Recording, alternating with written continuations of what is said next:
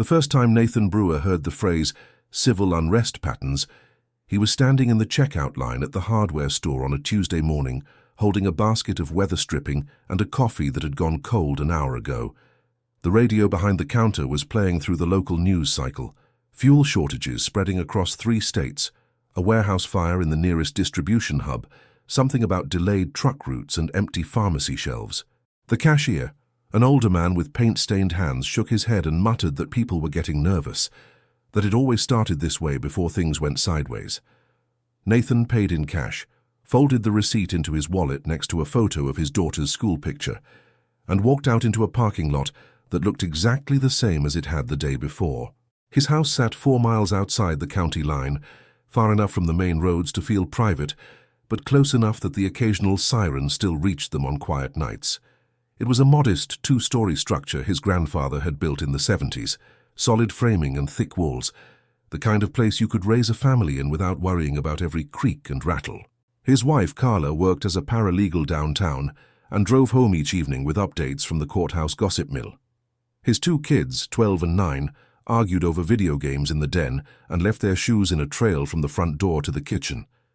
It was an ordinary life, and Nathan had worked hard to keep it that way. But lately, the news had developed a rhythm he recognized from years working logistics for a freight company before the layoffs, the kind of rhythm that signaled bottlenecks and pressure building where people couldn't see it yet. The photo in his wallet had become a kind of anchor for him, a reminder of what mattered when everything else felt uncertain. His daughter, Lily, had been missing her front tooth when they took that picture, grinning wide despite the gap. His son, Owen, had refused to take a solo photo that year, said it was stupid and embarrassing. Normal kid problems, normal family friction, the kind of things Nathan wanted to protect, even if protection meant preparing for scenarios nobody wanted to acknowledge. If you're someone who's ever felt that itch to prepare for the worst, or you've looked around your own home and wondered what you'd do if things went wrong fast, go ahead and hit that subscribe button and drop a comment below telling us where you're watching from, because the lessons in this story apply whether you're in a city, a suburb, or miles out in the country like Nathan. Let's get into what happened next. Nathan had started noticing the patterns 3 months earlier, small things that didn't make headlines but stacked up if you were paying attention. Gas prices spiked twice in 2 weeks, then stabilized at a level that made people drive less. The grocery store ran out of canned soup one week, restocked, then ran out again the next. A neighbor mentioned that his pharmacy couldn't fill a prescription on time because the supplier was behind. None of it felt catastrophic on its own, but Nathan had seen supply chains falter before, and he knew what the early stages looked like. The problem wasn't the disruption itself. It was what happened when people realized the disruption wasn't temporary. He'd spent 15 years in logistics before the layoffs hit, coordinating deliveries across a 6-state region, managing routes and schedules, and the constant puzzle of getting products from point A to point B under time pressure and budget constraints. He'd learned to read the signs. When a single delay became a pattern, when vendors started making excuses instead of promises, when the people at the loading dock stopped joking and started looking worried. Those signs were everywhere now, visible to anyone who knew how to look. But most people didn't look. They assumed someone else was handling it, that the system was too big to fail, that normalcy was the default state, and disruption was the aberration. Nathan knew better. He'd watched the freight company collapse over 18 months, watched management issue reassurances right up until the day they locked the doors and sent everyone home with 2 weeks' severance. He'd stood in that parking lot with 30 other men and women who'd believed the system would hold, and he'd promised himself he'd never be caught flat-footed again. He brought it up at dinner one night, casually, testing the water. Carla was scrolling through her phone, half listening, while the kids traded insults over whose turn it was to clear the table. Nathan mentioned the fuel shortages, the delayed shipments, the way certain products seemed to vanish from shelves without explanation. Carla looked up, set her phone down and asked what he was getting at. He said he thought they should start keeping more supplies on hand, maybe think about what they'd do if things got worse. She smiled, the kind of smile that meant she loved him but thought he was overreacting, and said the news always made things sound worse than they were. The kids didn't even look up. Owen finally glanced over and said, "Dad, you're being paranoid again." Lily nodded in agreement, siding with her brother for once. Nathan felt the familiar weight of being the only one in the room who saw the problem, the only one willing to name it out loud. He let it drop, but the thought didn't leave him. Over the next 2 weeks he started running scenarios in his head, the way he used to when mapping delivery routes under tight deadlines. If the power went out, they had flashlights and a generator that could run for maybe 12 hours on the fuel they kept in the garage. If the roads got blocked, they had enough food for maybe a week, 10 days if they stretched it and rationed carefully. But what if the problem wasn't infrastructure? What if it was people? What if desperation turned neighbors into strangers, and strangers into something worse? What if the civilized veneer everyone took for granted peeled away faster than anyone expected? The basement had a storage room at the back corner, a windowless space his grandfather had used for canning supplies and old tools. Nathan spent a Saturday afternoon clearing it out, moving boxes of Christmas decorations and forgotten sports equipment into the garage. The room was roughly 10 by 12 feet, with concrete walls that were cool to the touch even in summer, and a single wooden door that hung loose on its hinges, the bottom corner dragging on the concrete floor every time it swung. He stood there for a long time, measuring the space with his eyes, imagining what it would take to make this room secure, really secure, the kind of place where his family could lock themselves in and wait out a threat that didn't respond to reasoning or negotiation. The ceiling was low, maybe 7 feet, with exposed joists and old wiring that his grandfather had run decades ago. The floor was unfinished concrete, stained with oil and rust, and the residue of 50 years of storage. There was a single light fixture, a bare bulb on a pull chain, and no ventilation beyond the crack under the door. It wasn't much, but it had potential. When Carla found him down there that evening, measuring the door frame with a tape measure, she asked what he was doing. He explained his idea: reinforce the door, add a deadbolt system, maybe install a secondary lock that could only be opened from the inside, make it a place where they could retreat if something went wrong, if someone broke into the house, if the situation outside became dangerous. She laughed, not unkindly, and said it sounded like something out of a movie. He tried to explain that it wasn't about paranoia, it was about having options when options ran out. She touched his shoulder, said she understood he was stressed about the layoffs and the news, and that she supported him finding a project to focus on. But the way she said it made it clear she thought the project itself was unnecessary. The kids overheard part of the conversation and came downstairs to investigate. When he said a safe room door, Owen rolled his eyes and said that was the dumbest thing he'd ever heard. Lily giggled and asked if he thought zombies were coming. Carla didn't correct them. She just gave Nathan a sympathetic look and went back upstairs, leaving him alone in the basement with the tape measure and the certainty that he was right, even if no one else believed him.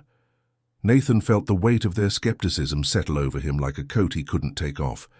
But he also felt something else, a quiet certainty that the gamble of doing nothing was worse than the embarrassment of being prepared. He'd rather be mocked than helpless. He'd rather waste time and money on a problem that never materialized than face his family in the aftermath of a disaster and admit he'd seen it coming but done nothing. The first real pressure signal arrived 2 weeks later, on a Thursday evening when Carla came home an hour late with a story about downtown being gridlocked. She said there'd been a protest near the federal building, nothing violent at first, just people angry about layoffs and closures and the cost of everything rising faster than wages. Traffic had backed up for miles, and she'd seen groups of people standing on street corners with signs, their faces tight with frustration that looked like it could tip into something else if pushed. She said it was probably a one-time thing, that people just needed to vent, but Nathan heard the uncertainty in her voice. She described the scene in more detail as she unpacked her work bag. Police in riot gear forming a line near the courthouse steps, helicopters circling overhead, news vans with satellite dishes parked on every corner. Someone had thrown a bottle, she said, and the crowd had surged forward, and for a moment she'd thought it would turn into something worse. But then the protest organizers had stepped in, calmed things down, and the police had held their line without advancing. Still, the energy had been wrong. Electric. Dangerous. He checked the news that night after everyone went to bed. The protest had started peacefully, but ended with broken windows at a pawn shop, 2 arrests, and a car fire near the transit station. The comments under the article were worse than the article itself. people from both sides escalating the rhetoric, blaming each other, talking about taking matters into their own hands if the authorities couldn't keep order. Nathan scrolled through the thread, reading comment after comment that normalized violence, that treated conflict as inevitable, that spoke about neighbors and strangers as enemies waiting to reveal themselves. He closed the laptop and sat in the dark kitchen, listening to the hum of the refrigerator and the distant sound of a dog barking somewhere down the road. The house felt vulnerable suddenly, all those windows facing the street, all those doors with standard locks that could be kicked in with one good hit. He thought about Carla stuck in traffic, about what would have happened if the protest had turned into a riot while she was trapped downtown. He thought about the kids asleep upstairs, unaware that the world they took for granted was starting to crack at the edges. The next morning, he drove to a specialty hardware supplier an hour outside the county, a place he'd found online that catered to commercial contractors and security installations. The building was a plain metal warehouse with a hand-painted sign and a parking lot full of work trucks. Inside, the aisles were stacked with industrial-grade materials, the kind of equipment you couldn't find at a standard home improvement store. Nathan had researched for hours the night before, reading forums and installation guides, learning the difference between hollow core and solid core doors, understanding the force ratings for different deadbolt systems, calculating the load-bearing capacity of concrete anchors. He bought a solid core steel door rated for forced entry resistance, the kind of door you'd see in a commercial building or a high-security facility. It weighed 240 pounds, with a steel frame that came in 3 pieces and required professional-grade tools to install. He added heavy-duty hinges, each one rated to support 100 pounds independently, with ball bearings that would keep the door swinging smoothly, even under stress. The deadbolt system was commercial-grade, with a 1-inch throw and a reinforced strike plate that came with 4-inch screws designed to bite deep into masonry. He also picked up a secondary slide bolt system that locked from the inside with no external access point, a backup that would engage even if someone defeated the primary deadbolt. Beyond the door hardware, he grabbed soundproofing insulation, thick panels of acoustic foam that would muffle voices and movement. He bought a ventilation grate with a replaceable filter, battery-powered motion sensors, an interior light fixture with a red emergency mode, and a dozen boxes of concrete anchors in various sizes. The total came to just over $2,200, a number that made his stomach clench, but he paid it without hesitating and loaded everything into the truck bed in 2 trips. When he got home, Carla was in the garage folding laundry. She saw the door strapped down in the truck and asked how much he'd spent.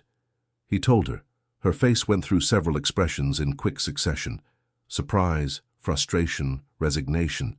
She said they couldn't afford to throw money at something that might never happen, that the mortgage and the car payment and the kids' school expenses were already tight, and that he was acting like the world was ending when it wasn't.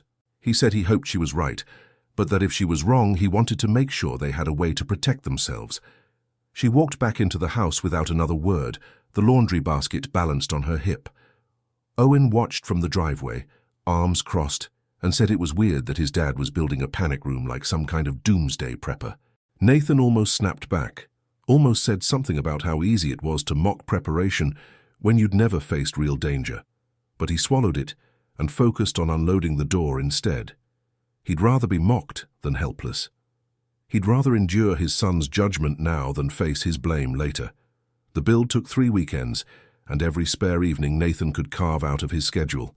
The first challenge was removing the old door and widening the frame to accommodate the steel replacement. The concrete walls were thick, poured solid when his grandfather had built the house, and the doorway had settled over 50 years, leaving it slightly uneven. Nathan rented a rotary hammer from the hardware store, a heavy industrial tool that vibrated so hard it made his arms ache after 20 minutes of use. He spent hours chipping away at the frame, wearing a dust mask and safety glasses, the basement filling with a fine grey powder that coated every surface and got into his lungs despite the mask. Carla stopped coming downstairs after the first day, driven away by the noise and the dust. The kids avoided the basement entirely, complaining that the hammering made it impossible to concentrate on homework or hear the TV.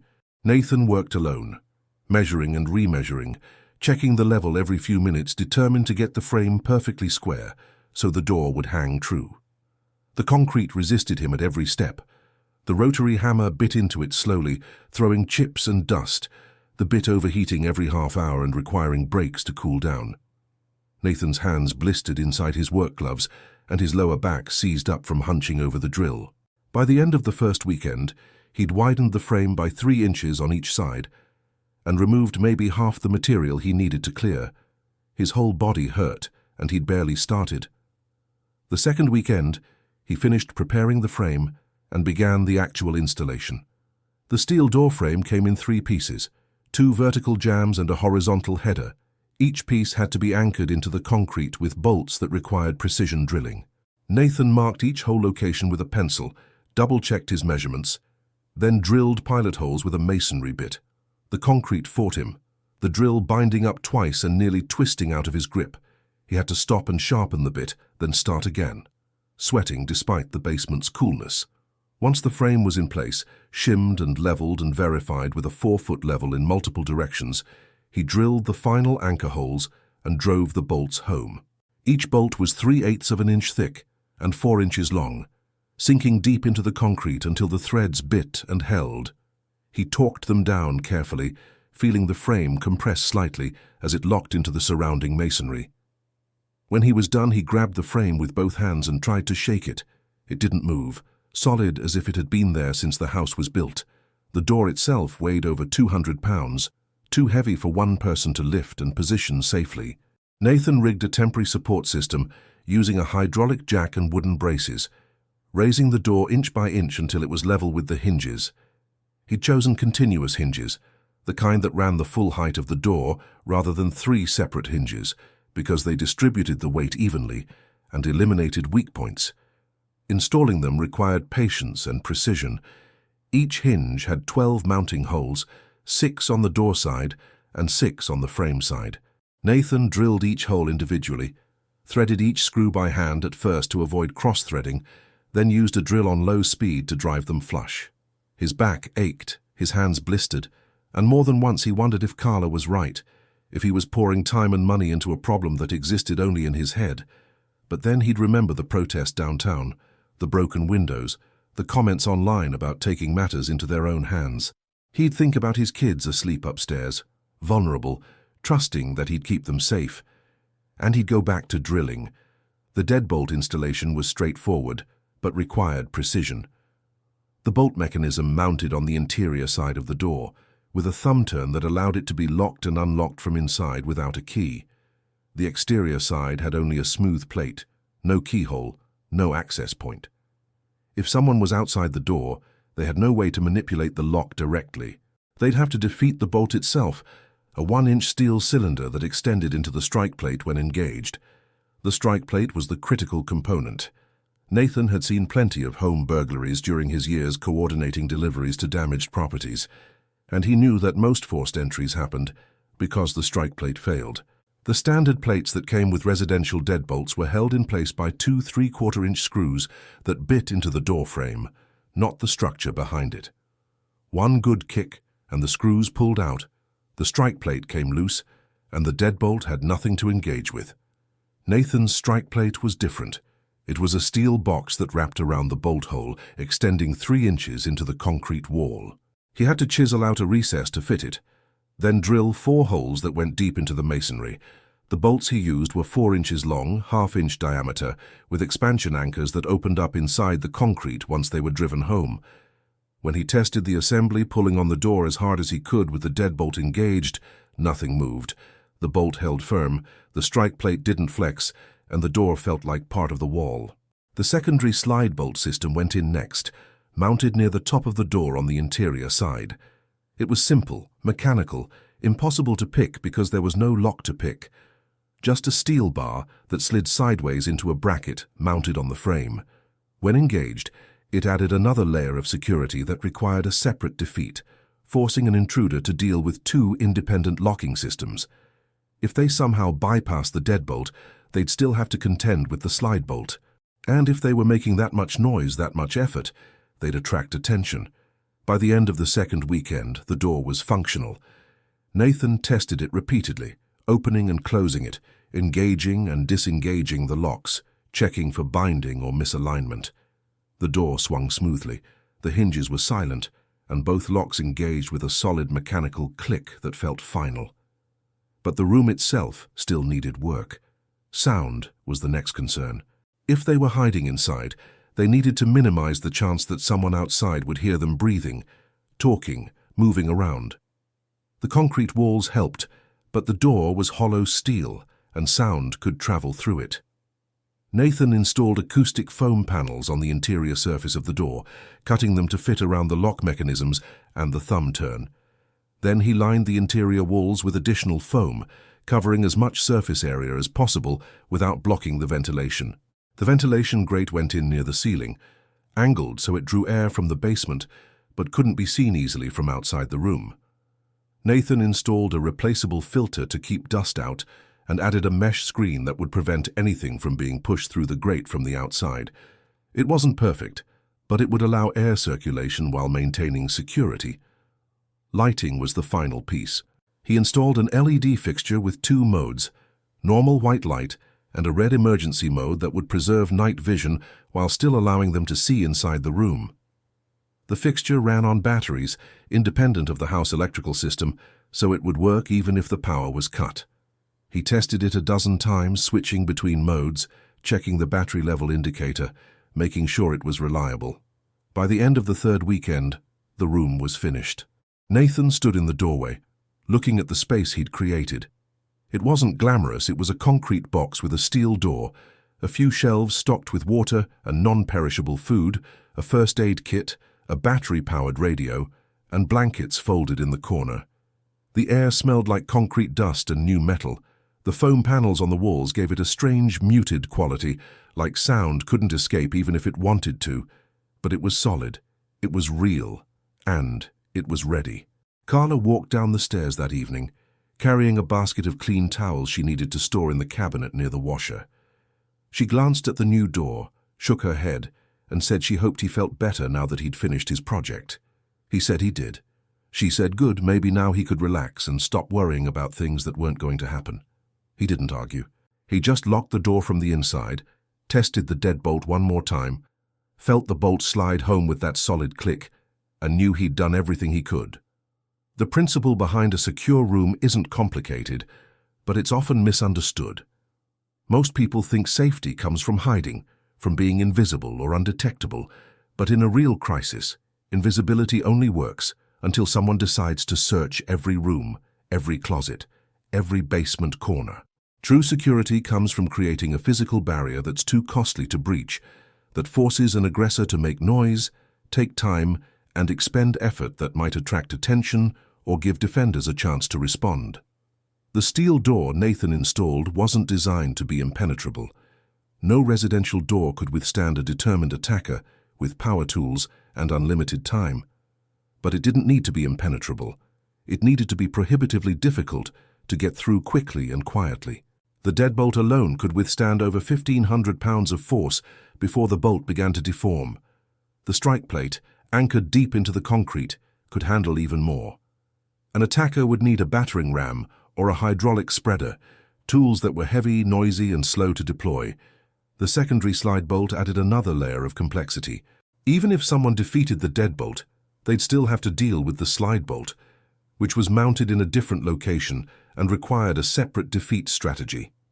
Each additional layer multiplied the time and effort required, and time was the most valuable commodity in a home invasion scenario. The longer an intruder spent trying to breach a door, the more likely they were to be discovered, interrupted, or decide the target wasn't worth the risk. The soundproofing wasn't about complete silence. That was impossible in a residential setting. It was about asymmetry, making it easier for Nathan to hear what was happening outside the room than for someone outside to hear what was happening inside. If intruders were moving through the house, Nathan would hear their footsteps, their voices, their activity. But if his family was quiet inside the room, the foam panels and the steel door would muffle their presence enough to create uncertainty. An intruder couldn't be sure the room was occupied, couldn't be sure it was worth the effort to breach. The motion sensor completed the picture, giving them early warning if someone entered the house. It was mounted at the top of the basement stairs, angled to cover the approach from the main hallway, with a wireless alert unit inside the safe room. If someone crossed the sensor's field, Nathan would know immediately, even if they were trying to move quietly. That advance warning could mean the difference between getting everyone into the safe room in time or being caught in the open. Nathan tried to explain this to Carla one evening, walking her through the logic step by step, showing her how each piece of the design worked together to create multiple layers of defense. She listened, nodded, and said it all made sense in theory. Then she asked what the plan was if they were wrong, if the door stayed locked forever, because nothing ever happened. He said then they'd have wasted some time and money, but they'd still have a secure storage room. She said that was one way to look at it. He could tell she didn't believe it, could tell she still thought he'd overreacted. Owen came down while they were talking, saw them standing by the safe room door, and asked if they were still talking about the bunker. Nathan said it wasn't a bunker, it was a safe room, and there was a difference. Owen shrugged and said it was still weird. Lily appeared at the top of the stairs and called down that dinner was ready. The conversation ended. Life moved on. But Nathan noticed Carla looking at the door differently after that, like she was trying to see what he saw, trying to understand the calculation that had driven him to build it. The first test came sooner than he expected, on a Tuesday night 3 weeks after he'd finished the build. Carla was working late, and Nathan was home with the kids, making dinner and half watching the news on the kitchen TV. The report was about a blackout that had hit the neighboring county, affecting over 30,000 homes and businesses. No clear cause yet, but officials were investigating possible grid failures and asking residents to conserve power. The anchor's voice stayed calm, but the chyron at the bottom of the screen kept updating with new numbers. 40,000 affected, 50,000 estimates climbing as more areas reported outages. Nathan turned the volume up, listening for details, when the lights in his own house flickered once, twice, then went out completely. The TV died mid-sentence, the refrigerator's hum stopped, and the house fell into sudden silence.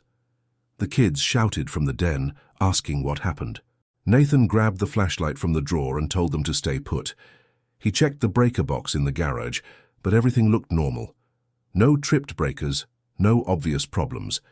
He stepped outside and looked down the road. The streetlights were out. The neighbors' houses were dark. It wasn't just them. He came back inside and found Owen and Lily standing in the kitchen, their faces lit by the glow of their phones. He told them to conserve battery, that they didn't know how long the power would be out.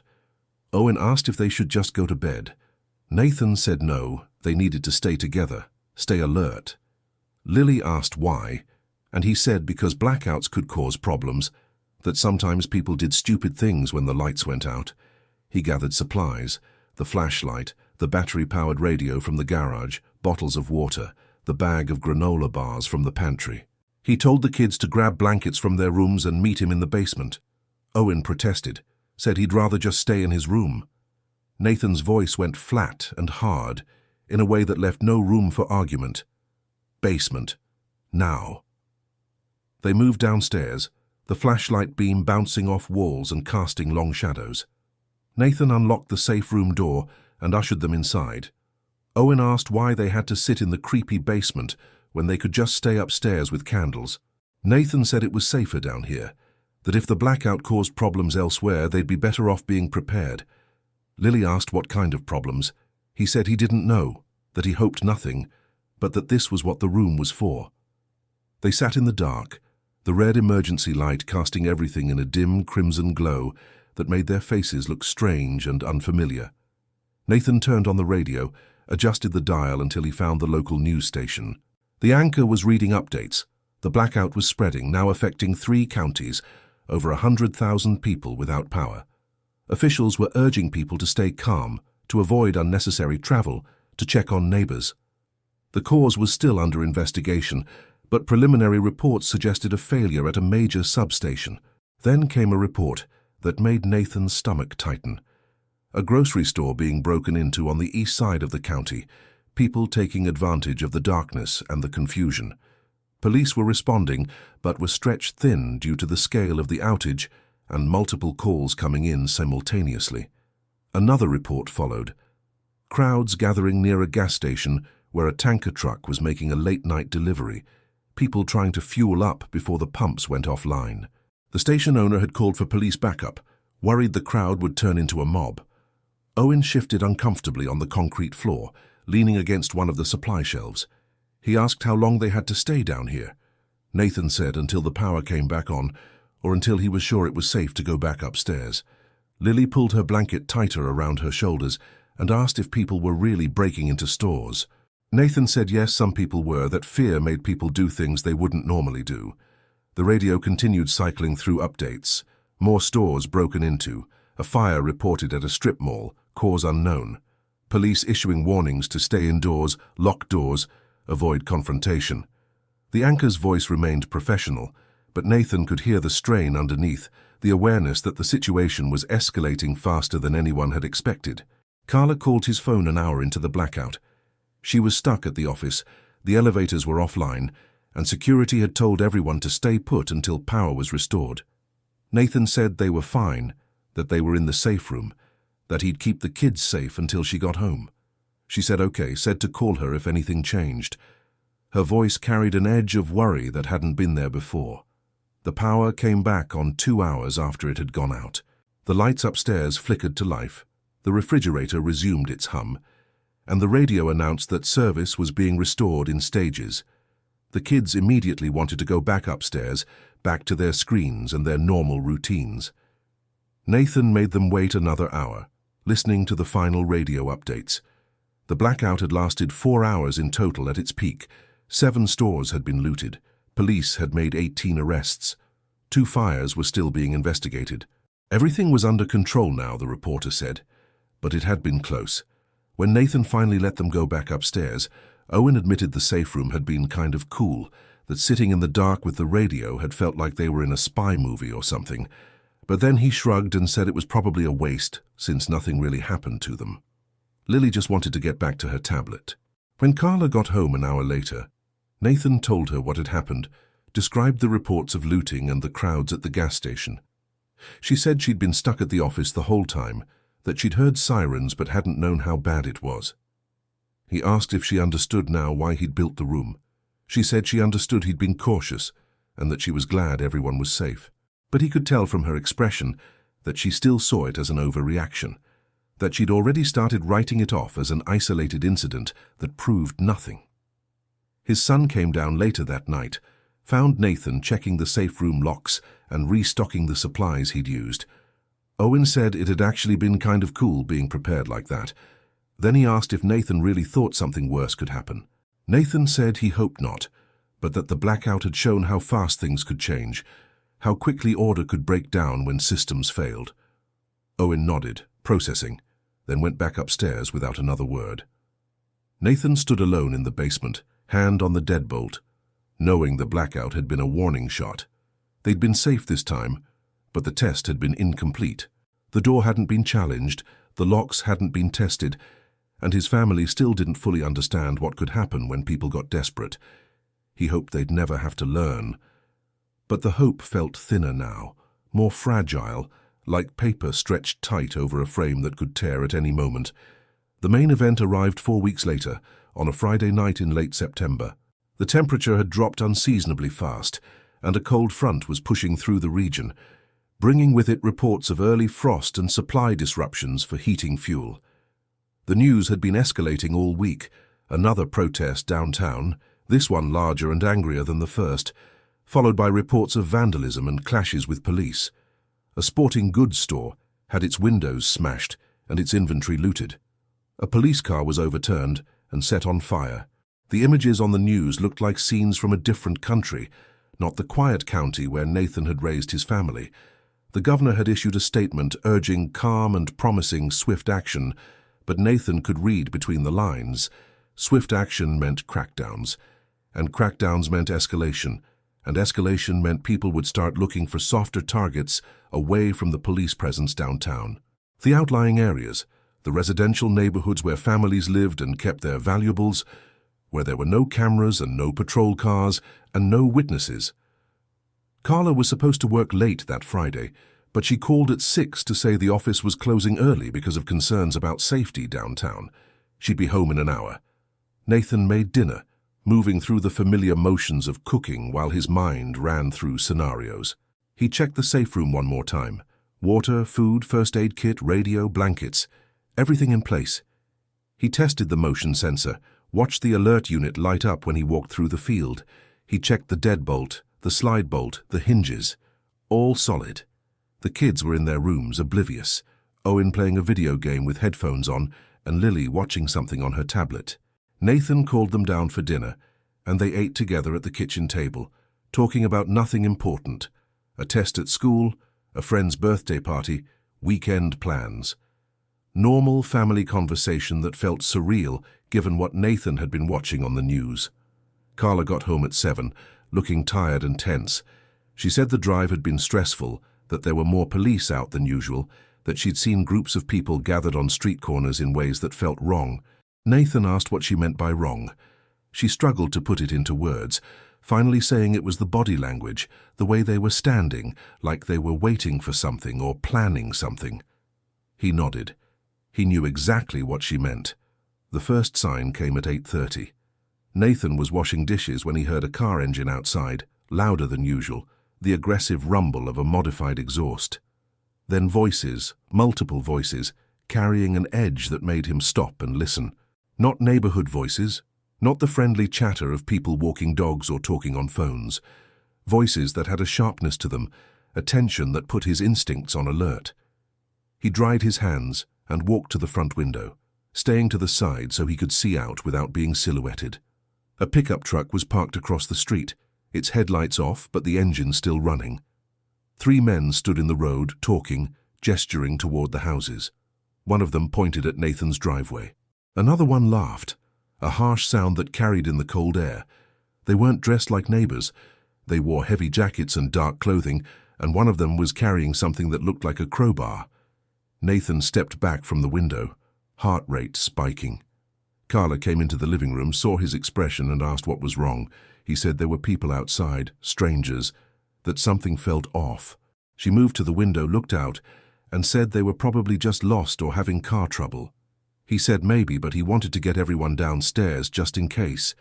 She started to protest, started to say he was overreacting again, but then the motion sensor at the top of the basement stairs beeped. A short, sharp tone that cut through the house like a knife. Nathan's blood went cold. He hadn't heard the front door open. He hadn't heard footsteps or breaking glass or any sound of forced entry. But the sensor didn't lie. Someone was inside. Someone had entered the house quietly, efficiently, while they were distracted by the people in the street. He grabbed Carla's arm and hissed for her to get the kids. She stared at him, frozen, her brain refusing to process what was happening. Then the sensor beeped again, twice in quick succession, meaning multiple people had crossed the threshold. She moved. Nathan ran to the stairs, calling up to the kids in a harsh whisper to get out of their rooms now, to come to the basement. Owen appeared in his doorway, headphones around his neck, asking what was going on. Lily poked her head out of her room, confused.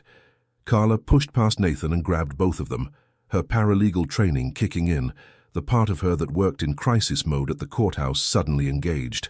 She herded them toward the stairs without explaining, without answering their whispered questions. Nathan glanced back toward the front hallway and saw shadows moving near the kitchen, figures backlit by the streetlight filtering through the window. 3 of them at least, maybe 4, moving methodically through the house, spreading out to cover more ground. He heard a low voice say something about checking upstairs, another voice respond that they should grab what they could and get out fast. They reached the basement stairs, Carla pushing the kids ahead of her, Nathan bringing up the rear. Owen whispered, "What's happening?" His voice tight with fear. Carla clamped a hand over his mouth and shook her head. They descended in near silence, Nathan pulling the basement door shut behind them and turning the lock. It was a standard residential lock, flimsy, the kind that could be defeated with one good kick. It would buy them 30 seconds if they were lucky. The safe room door was already unlocked. Nathan had checked it an hour ago, made sure it was ready. He ushered his family inside, counted heads, then pulled the door shut and engaged both locks. The deadbolt slid home with a solid click that sounded impossibly loud in the confined space. The slide bolt followed, Nathan's hands shaking as he pushed it into place. Then silence. Silence broken only by their breathing, by the rapid thunder of his heartbeat in his ears. Above them, footsteps. Multiple sets moving through the house. Voices, low and urgent, coordinating. A crash as something fell or was thrown. His daughter whimpered, and Carla pulled her close, her hand stroking Lily's hair in an automatic gesture of comfort, even as her own hand shook. Owen stood rigid against the wall, his face pale in the red emergency light, his eyes wide with a fear Nathan had never seen in his son before. Nathan activated the motion sensor's alert mode and watched the tiny screen glow to life. The sensor's range was limited, but it showed movement in the basement stairwell. Someone was coming down. He turned the screen so the kids couldn't see it, met Carla's eyes in the dim light, and saw the realization hit her like a physical blow. He'd been right. Everything he'd said, everything he'd prepared for, everything she'd dismissed as paranoia and overreaction, it was all happening right now. The footsteps reached the bottom of the basement stairs, slower now, more cautious. Wood creaked as someone tested the floorboards, navigating the dark. Nathan heard a muttered curse as they bumped into something, the washer or the storage shelves. Then a new sound, one that made his stomach clench. The rattle of the safe room doorknob. Someone had found the door. Someone was trying to get in. The knob turned once, slowly, testing the resistance. Then again, harder. The deadbolt held. There was a pause, a moment of silence that stretched out like a wire pulled tight. Then a voice, muffled by the door and the soundproofing, but clear enough to understand. "Someone in there?" Nathan didn't answer. He put a finger to his lips, looked at his wife and kids, willed them to stay silent. Carla's hand found his in the dark and squeezed hard enough to hurt. Lily's face was buried in her mother's side, and Owen had both hands pressed over his mouth, as if physically holding back the sound of his breathing. The voice spoke again, louder this time. "We know you're in there. Open up." The tone was matter-of-fact, almost friendly, like the person outside was doing them a favor by asking instead of forcing. Nathan knew the calculus behind the words. If they answered, it confirmed someone was inside, confirmed the room was worth breaching. If they stayed silent, maybe the intruders would assume it was just a locked storage room, not worth the effort. The doorknob rattled again, harder this time, someone putting muscle into it. The steel door didn't move, the deadbolt held firm. There was a moment of silence, then the sound Nathan had dreaded. A shoulder hitting the door. The impact was loud, a boom that echoed in the confined space. But the steel frame absorbed it without flexing, the deadbolt not even trembling in its housing. The door was solid. It was holding. Another hit, harder this time.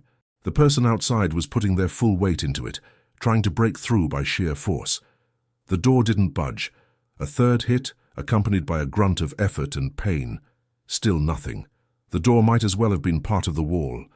Owen's eyes were locked on the door, watching it not move, watching the locks hold. Nathan could see the shift in his son's expression, the understanding dawning that the door his dad had built, the door he'd mocked and called stupid, was the only thing standing between them and the strangers outside. Lily was crying silently, tears streaming down her face, but she didn't make a sound. The voice outside swore, frustration bleeding through. Then a different voice, farther away, calling from the top of the basement stairs. "Forget it. Too much noise. Check upstairs, grab what you can." There was a pause, an argument Nathan couldn't quite make out. Then the footsteps retreated, moving back up the stairs. But they didn't leave the house. Nathan could hear them moving through the rooms above, methodically ransacking the place. Drawers being pulled out and dumped, furniture being overturned, the crash of breaking glass. They were taking their time now, confident that the people hiding in the basement weren't coming out, that they had free rein to take whatever they wanted. The minutes stretched into hours. Nathan checked his phone. 9:15. He'd called 911 the moment they'd locked the door, whispering into the phone that there were intruders in his house, that his family was locked in a safe room. The dispatcher had said police were on the way, but response times were delayed because of the situation downtown. She'd told him to stay on the line, to stay quiet, to wait for help. But help wasn't coming fast enough. Nathan could hear the intruders growing bolder, their voices louder, less concerned about being quiet. One of them found the liquor cabinet, and there was laughter as bottles clinked. They were making themselves comfortable, taking what they wanted, turning his home into their own personal shopping trip. At 9:40, Nathan heard new sounds, a vehicle pulling up outside, doors slamming, more voices. His heart sank. Were there more of them? Was the first group calling in reinforcements? But then he heard the tone of the voices change, heard shouts of alarm, heard rapid footsteps running through the house toward the back door.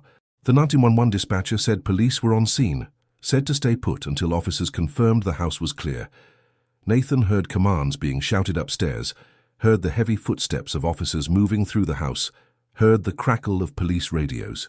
10 minutes later, there was a knock on the safe room door and a voice identifying itself as county police, saying it was safe to come out. Nathan unlocked the door slowly, the deadbolt sliding back with a click that sounded too loud after hours of silence. He pushed the door open and saw two uniformed officers standing in the basement, flashlights in hand. One of them was older, grey-haired, with a name tag that read Dennison. The other was younger, still had that new cop eagerness in his eyes. Dennison asked if everyone was okay. Nathan nodded, stepped out, then turned back to help Carla and the kids emerge from the safe room. Lily was still crying, clinging to her mother. Owen looked shell-shocked, his face pale and his hands trembling. Carla just looked numb. The older officer led them upstairs, warned them that the house was a mess, but that the suspects had fled when police arrived. 3 had been apprehended 2 blocks away, but at least 2 more had escaped. He asked Nathan to do a walkthrough, identify what had been taken, but warned him not to touch anything until forensics had processed the scene. The house looked like a tornado had passed through. Furniture was overturned, cushions slashed open, pictures torn off the walls. The TV was gone. The laptop was gone. The lockbox where Nathan kept important documents was pried open and empty. Drawers had been pulled out and dumped, their contents scattered across the floor. The refrigerator door hung open, and someone had knocked over a shelf, spilling milk and condiments everywhere. Nathan walked through it all in a daze, his family following behind him like ghosts. The damage was extensive, but it was just stuff, replaceable. What mattered was standing behind him, alive and whole, because he'd built a door that held. The measurable proof came in the days that followed. Police arrived in force the next morning, taking statements, processing the scene, cataloguing evidence.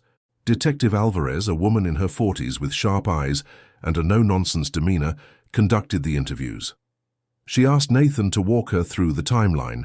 When he'd first noticed the people outside, when the motion sensor had alerted, when they'd entered the safe room, how long they'd stayed there. When she asked to see the safe room, Nathan led her down to the basement. She examined the door for a long moment, running her hand over the steel surface, checking the hinges, testing the deadbolt. Then she turned to Nathan and asked who had installed it. He said he had, described the build process, explained the research and the reasoning behind each component. She nodded slowly and said most people didn't think about home defense this way, that they relied on alarms or cameras that did nothing once intruders were already inside. She told him that 5 other homes in the area had been targeted that night, part of a coordinated operation by a group taking advantage of the chaos downtown to hit softer targets in the residential outskirts. Of those 5 homes, Nathan's was the only one where the occupants had been inside during the break-in.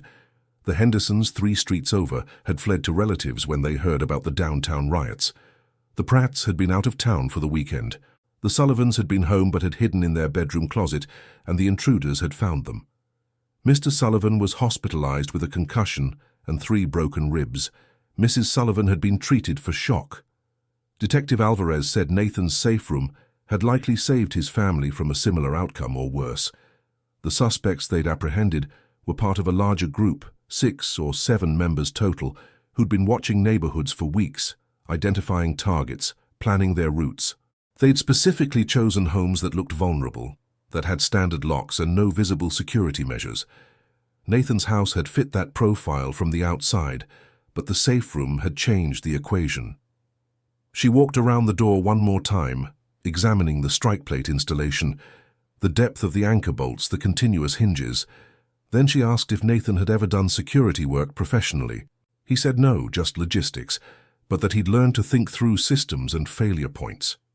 She handed him her card and said the department was developing a community preparedness program, that they needed people who understood practical security, who could teach residents how to protect themselves when police couldn't respond immediately. She said if he was interested, to call her. Carla overheard the conversation from the basement stairs. That night, after the kids were asleep and they were sitting in the kitchen surrounded by half-packed boxes of salvaged belongings, she asked Nathan how he'd known this would happen. He said he hadn't known, not specifically. He'd just recognized the pattern, understood that when systems started breaking down and people got desperate, predictable things happened. He'd seen it in the logistics industry when companies started failing. The way people turned on each other, the way desperation eroded the social contract faster than anyone expected. She said she'd thought he was overreacting, that she'd been embarrassed when he talked about building a safe room, that she'd worried the neighbors would think they were paranoid doomsday preppers. He said the neighbors probably still thought that. But the neighbors hadn't been trapped in their homes with strangers pounding on a door that refused to break. She reached across the table, took both his hands in hers, and said she was sorry. Sorry for doubting him, for laughing, for not taking him seriously. She said she'd never do that again, that she understood now what he'd been trying to tell her all along. He said he hoped that was true, but that he also understood human nature, that when the immediate threat passed and life returned to normal, it was easy to forget the fear, easy to slip back into complacency. She shook her head and said not this time, that she'd felt the weight of the deadbolt holding while strangers tried to break through, that she'd heard her daughter crying silently in the dark, that she'd watched her son's face as he realized his father's stupid panic room was the only thing keeping them alive. That wasn't something you forgot. That wasn't something that faded with time. His son came down the next morning, standing in the doorway of the kitchen in his pajamas, looking small and young despite being 12. He asked if they were going to rebuild, if they were going to stay in the house or move somewhere else. Nathan said they were staying, that they'd repair the damage and make the house secure again. Owen nodded, then asked if they could make the safe room bigger, maybe add bunk beds and more storage, maybe make it so they could stay there longer if they needed to. Nathan smiled despite the exhaustion weighing on him. He said that was a good idea, that they should start making a list of improvements. Owen said he wanted to help this time, wanted to learn how to build things like that. Nathan said he'd teach him. Lily appeared behind her brother, her stuffed rabbit clutched in one hand. She asked if the bad people were coming back. Carla scooped her up and said no, that the police had caught them, that they were going to jail. Lily asked if there might be different bad people. Carla looked at Nathan, and he saw the question in her eyes, the new awareness that the world was more dangerous than she'd wanted to believe. He said it was possible, but that they'd be ready, that the safe room would always be there, that they'd keep it stocked and maintained and ready to use if they ever needed it again. Lily seemed satisfied with that answer, her child's brain accepting the simple logic. Bad things could happen, but they had a plan. Over the following weeks, they repaired the house. Insurance covered most of the damage, though the deductible was steep and some items couldn't be replaced.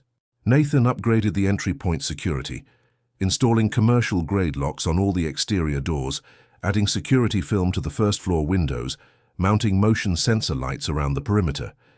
He added a camera outside the safe room door, angled to cover the basement stairs with a monitor inside the room, so they could see what was happening without opening the door. The neighborhood watch formed a group chat, started coordinating patrols, sharing information about suspicious activity. Nathan was asked to lead a meeting on home security. He'd expected maybe 5 or 6 people to show up. 15 families came, filling his living room and spilling into the kitchen. They asked questions about locks, about reinforcement techniques, about how to create secure spaces in their own homes. 3 families started building safe rooms within a month. Nathan helped them with the design, walked them through the installation process, explained the principles behind each component. The Chens built theirs in a converted closet on the 2nd floor. The Parkers used a section of their garage. The Lewises, who had 3 young kids, built theirs in the basement like Nathan, but made it larger and added a small bathroom. The community started to shift, started to take responsibility for its own safety in ways that police and government couldn't provide. Neighbors who hadn't spoken in years were suddenly coordinating watch schedules, sharing contact information, looking out for each other. The break-ins that night had been a catalyst, forcing people to acknowledge that the safety they'd taken for granted was fragile, that preparation wasn't paranoia, but common sense. The blackout test had been real, but it had been inconclusive. The family had gone into the safe room, but nothing had truly tested the door's strength or exposed weaknesses in the design. That night, when the strangers pounded on the door and the deadbolt held and the steel frame refused to give way, the build had proven itself in the most concrete terms possible. The door hadn't just worked. It had absorbed repeated impacts from a grown man throwing his full weight against it, and it hadn't flexed, hadn't shown any signs of compromise. The deadbolt and secondary slide bolt had forced the intruders to confront a physical barrier that would have required power tools or a battering ram to defeat. Tools they didn't have and couldn't use, without making so much noise they'd attract every neighbor and patrol car within a mile. The soundproofing had kept the family's presence ambiguous enough that the intruders couldn't be certain the room was occupied, couldn't justify the time and effort it would take to breach when there were easier targets upstairs. Every decision Nathan had made during the build, every trade-off and calculation, every extra dollar spent on commercial-grade hardware instead of residential-grade, every hour spent drilling into concrete and checking measurements, had been validated in a single night of pressure that left no room for doubt or interpretation. The safe room had worked exactly as designed, not because it was impenetrable, but because it was difficult enough to defeat that the cost-benefit calculus shifted in the defenders' favor. The aftershock came 3 months later, on a Sunday morning in December, when things had returned to something resembling normal. The protests downtown had subsided after the governor deployed the National Guard, and the initial crisis that had sparked the unrest began to ease. Supply chains had stabilized as emergency measures kicked in. The news had moved on to other stories, other crises, the 24-hour cycle churning through disasters and scandals with its usual relentless pace. Nathan was in the basement, organizing supplies and checking the safe room locks as part of his weekly maintenance routine. It had become a habit, a ritual he performed every Sunday morning after breakfast. He tested the deadbolt, checked the slide bolt, verified that the hinges were properly lubricated, examined the strike plate for any signs of stress or loosening. Carla came down with a box of canned goods she'd bought during her weekly grocery run, asked where he wanted them. He pointed to the shelf near the back wall, the one they'd designated for food with the longest shelf life. She set the box down, started unpacking the cans, arranging them by type and expiration date. They worked in comfortable silence for a few minutes, the kind of silence that comes from shared experience, from having gone through something together that didn't need to be discussed constantly, but was always there, always acknowledged. She looked around the room at the steel door and the foam-lined walls and the shelves stocked with supplies, and said it felt strange now, this space that had saved their lives, but that they hoped never to use again. Nathan said that was the paradox of preparation. The better you prepared, the less often you needed to rely on it, and the easier it became to forget why you'd prepared in the first place. She asked if he thought something like that would happen again. He said he didn't know. The specific conditions that had created that crisis had passed, but the underlying pressures hadn't disappeared. They'd just been papered over with official statements and promises of reform. The economic instability, the supply chain fragility, the social tension, the sense that institutions were failing and nobody was being held accountable, all of that was still there, waiting. Maybe it would stay buried. Maybe things would genuinely improve, and the crisis would remain an isolated incident, a story they'd tell their grandchildren about the time the world almost tipped but pulled back at the last moment. Or maybe it was just the first wave, a preview of a future where preparedness wasn't optional, but necessary for survival. Lily appeared at the top of the basement stairs, called down that breakfast was ready, that she'd made pancakes and didn't want them to get cold. Nathan and Carla climbed back up, closed the safe room door behind them with that solid click of the deadbolt engaging, and returned to the Sunday morning routine of pancakes and orange juice and arguments over who got to control the TV remote. Life continued, but Nathan noticed small changes, permanent shifts in how his family moved through the world. Carla now checked the locks before bed every night, something she'd never done before. She'd also started keeping a charged phone by the bedside, along with a flashlight and a whistle. Owen asked questions about emergency plans, about what they'd do if something happened at school, if there was a lockdown or an evacuation. He'd started researching survival skills online, watching videos about first aid and navigation and shelter building. Lily had nightmares sometimes, woke up asking if the strangers were back, if they'd gotten through the door. Nathan sat with her those nights, held her hand until she fell back asleep, but he noticed she'd started keeping a small backpack under her bed, packed with clothes and snacks and her favorite stuffed animal. She'd created her own version of a go-bag without being told, her 9-year-old brain processing the trauma and translating it into preparation. Nathan sat by her window one of those nights after she'd fallen back asleep, looking out at the quiet street, the dark houses, the ordinary suburban landscape that could turn dangerous in the space of a single evening. He thought about the cashier at the hardware store, the one who'd muttered that people were getting nervous, that it always started this way before things went sideways. He'd been right. The warning signs had been there for anyone willing to look. He thought about Detective Alvarez, who'd said she wished more people had Nathan's foresight, who'd asked him to help develop community preparedness programs because the police couldn't be everywhere at once. He'd taken her up on that offer, had spent the last 3 months teaching workshops, helping families assess their vulnerabilities, guiding them through the process of creating their own secure spaces. He thought about the families who'd built safe rooms, the network of prepared households spreading through the neighborhood like roots under soil, invisible but connected. They had a group chat now, shared information about suspicious activity, coordinated response plans, looked out for each other's kids and property. The community had become something more than a collection of houses on adjacent lots. It had become a genuine mutual support network, the kind of thing that used to exist before everyone retreated behind their screens and closed their doors to the world. The cost of denial wasn't abstract anymore. It was Mr. Sullivan's concussion and broken ribs. It was Mrs. Sullivan's trauma and the 6 months of therapy she'd needed to sleep through the night again. It was the knowledge that 5 other families had been targeted that same night, and only one had been truly prepared. The cost of denial was measured in broken bodies and shattered sense of security, in children traumatized, and adults who no longer felt safe in their own homes. But the value of preparation was equally concrete. It was the steel door that hadn't buckled under repeated impacts. It was the deadbolt that had held firm while a desperate man threw his weight against it. It was the soundproofing that had kept them hidden, and the secondary lock that had made the barrier too costly to breach. It was the time those measures had bought them, the 45 minutes between when they locked the door and when police arrived. 45 minutes when anything could have happened but didn't, because Nathan had built something that worked. The photo in Nathan's wallet, the one of his daughter's school picture with the missing front tooth, had a small crease now from being folded and unfolded too many times. He looked at it sometimes when he needed to remember why he'd built the door in the first place.